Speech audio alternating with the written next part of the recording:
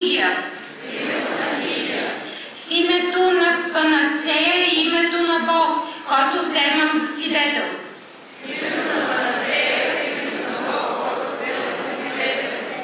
Поемам върху себе си тази клетва. На Учителя, който ме е учил да лекувам. Ще гледам като на баща. Ще му помагам да живее и ще му давам каквото му е нужно. И ще гледам децата му като свои братя. Ако те поискат да изучат нашето изкуство, аз ще ги обуча без пари и без никакви задължения в бъдеще.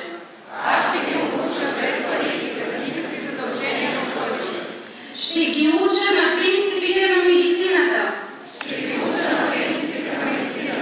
Ще им давам обширни обяснения. Ще им развивам доктрината като на свои деца. Както на тях, така и на учениците си. Които са записани при мен и са положили клетва.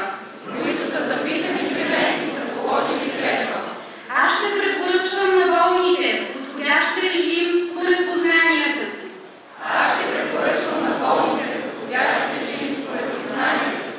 И ще ги защитавам от всички вредни неща. Никога и никому няма да препоръчвам употреба на отрови. И ще отказвам да давам на когото и да било подобно нещо. Когато влизам в някоя къща, това ще бъде само за да лекувам някой болен.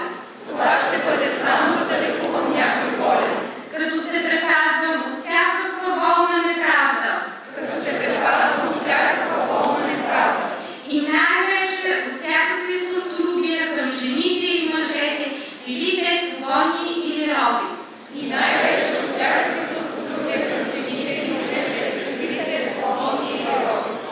Всичко, каквото видя или чуя при изпълнението на своята професия или извън нея.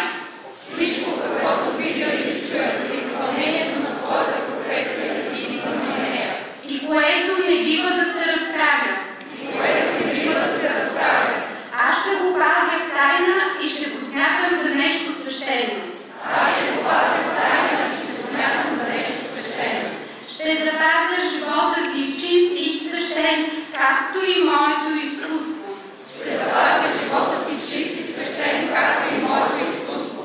Ако изпълня тази клетва, без да я нарушавам, дано живея дълго време, за да преуспея в изкуството. И да стана прочут во веки веков. Като пазя тази клетва и не престъпя нищо от нея. Ако пък сторя обратното, нека ме сполети ранна смърт и вечна забрава. Заклевам се, че по силите на знанията си ще върша всичко, в което се кълна. Заклех се.